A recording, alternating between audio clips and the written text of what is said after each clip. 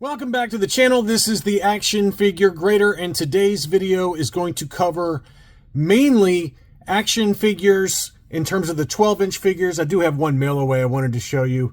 I also do have a lot of vehicles, play sets, creatures, that kind of thing. Just a little bit different of a video to talk about some different sales that have happened recently on eBay to give you an idea of good prices to aim for if you're out there looking. Lots of die-cast in this video as well. As always, thanks to my Patreon supporters. They allow this channel to be what it is today. You guys motivate me to try and produce a video almost every single day. And I want to say thanks to those of you that do support the channel. Patreon.com/actionfiguregrader is where you can go to sign up for as little as $1 a month. All right, let's go ahead and take a closer look. And we're going to start off with one action figure. This might be the only 3 3/4 inch action figure in this entire auction lot. But this is the very tough to find mail away Boba Fett. So it's got the large catalog and the little flyer that describes who the mysterious Boba Fett is. And it obviously also has the Star Wars baggie with Boba Fett inside. So really cool item. It was an AFA 75. It was listed and did sell for $2,400, which I would actually argue that's probably about fair market value. AFA 80s and above, very limited on the population report from AFA, and typically go for over $3,000, even on Facebook. So good deal there. I thought that was a pretty fair price. Next up, we've got some die cast. I've got a number of different die casts I wanted to cover. The first one was a mint on card Landspeeder clear blister with a price sticker punched example. Did have some light creasing and edge wear to the card back, but overall a pretty decent example for $216.50, which I thought was a great deal there. Same seller also had the Slave 1, which ended up going for $308, despite it being in not the greatest condition. It had a lot of sticker residue and a big crease along the right-hand side of the card, as well as a yellow blister. Blister was in good shape, just yellowed, unfortunately. But $308, probably about right, to be honest with you. Higher grade examples I've seen sell for anywhere from $600 to $1,200, depending on if it's yellowed or not, which they usually are, and then what kind of grade the condition of the card is in, things like that. But $308 is probably about the lowest price you're going to see for a mint on card die-cast Slave 1. You don't see them less than that usually. Here was a buy it now for a mint and sealed box die-cast Y-Wing fighter. This is one I used to have in my collection. Not this particular example, but I did have one like this. And this one sold for $500, which is probably about right. You know, it looked like it has a chance at a 75 or potentially a low 80 grade in terms of the overall condition. And very nice example. I think this thing has a good solid chance at a 75 plus for sure. It had a lot of kind of scuffing on the front of the box there along the left and right sides. But $500, probably about right. Higher grade examples, you know, they can approach $1,000, if not get above $1,000 in higher grade. Next up is the very tough to find Empire Strikes Back die-cast TIE Bomber. Even loose, complete, out of the box TIE bombers, they can go for $800 or so. And this one was still sealed to the card inside the blister, yellowed blister. The box did have a lot of edge wear, but it was still factory sealed. And it sold in an auction for 3,055 Australian dollars, which equates to about 2,000 US dollars. The back of the box was in really pretty good shape overall. Just again, very light edge wear around the box. Probably overall a 70 or 70 plus, somewhere in that ballpark. But you know, higher grade examples, we've seen them sell on Hakes before for over $3,000, and not particularly surprised by that sales price there. It did have a 1 centimeter crack by the top left of the wing, so probably maxes out at about a 70 grade in terms of the overall grade. And that does happen with some of these die casts that came inside the boxes like this, the Millennium Falcon and the Y-Wing, is that the blisters do have some really sharp edges around the wings for a lot of those, and it does cause cracking over time, just because of the weight for these die-cast figures inside the blister. Next up, I'm at a loss as to why this one sold for the price it did. This was the Collector Series Duback, Patrol Duback. So this is not the original issue or the long play logo box. This is the one that came out in 1983. You can buy a minted and sealed box example for one of these ungraded for, let's call it $600 to $700 max. Okay, that's a top end number.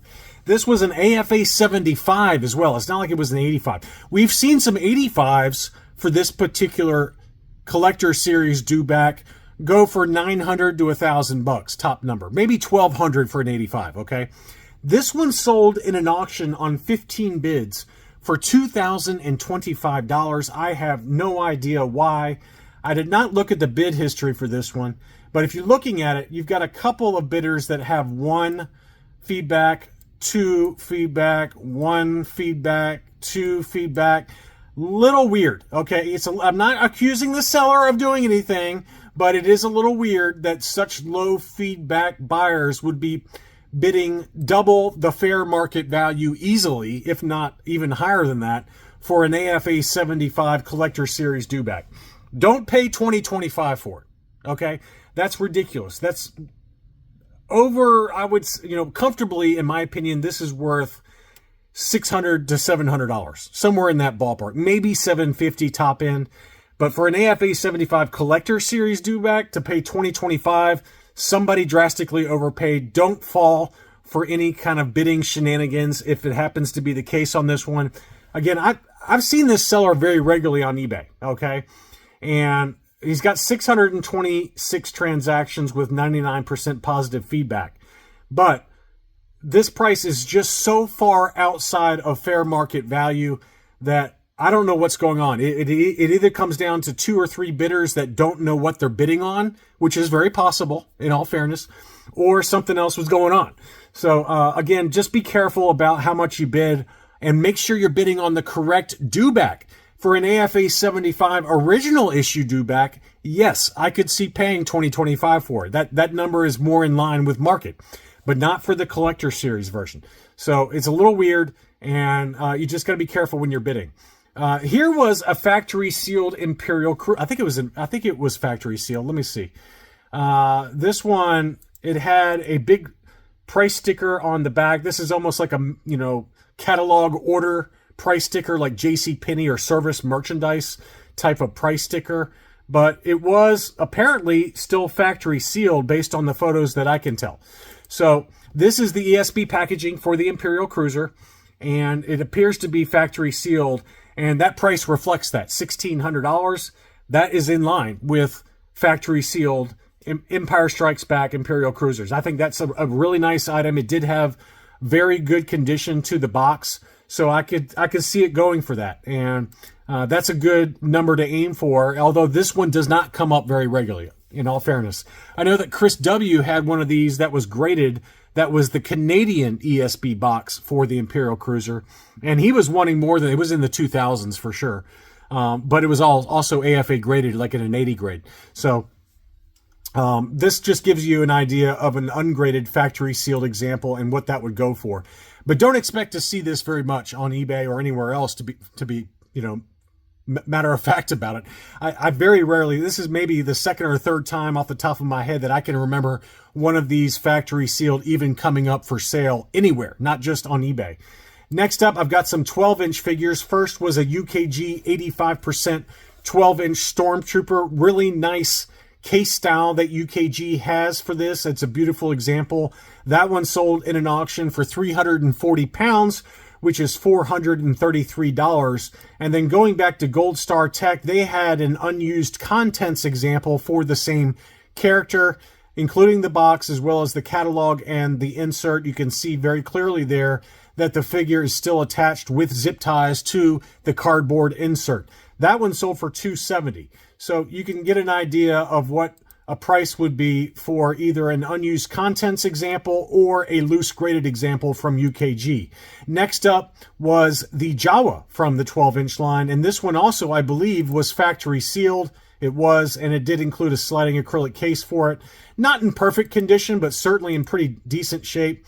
Probably overall about a 70 if you're going to grade it truthfully, just with the litho tear and things like that. But $280 is a great deal for that particular figure, in my opinion. I think that's a really nice deal for those that just want to collect it, put it in that sledding acrylic case, and be happy with it. That's a really good deal there at $280. Next up, the very tough to find 15-inch IG-88 complete with all the grenades for his bandolier, both weapons, as well as the box. And that one sold for $967. That seems to me a pretty fair price. A loose complete IG-88 ungraded can go for $600 to $800 pretty easily. And so to get one with the box and the insert is a little bit more expensive, and it did look near mint condition. So $967 for that. Next up, I've got some play sets. We've got the Creature Cantina action play set complete with the box, and it was not like in perfect condition. Obviously, the cardboard insert that goes behind the actual plastic base was in kind of rough condition. But at least, again, this gives you an idea of how you can check off a box if you're into collecting the play sets loose. $224 for that one.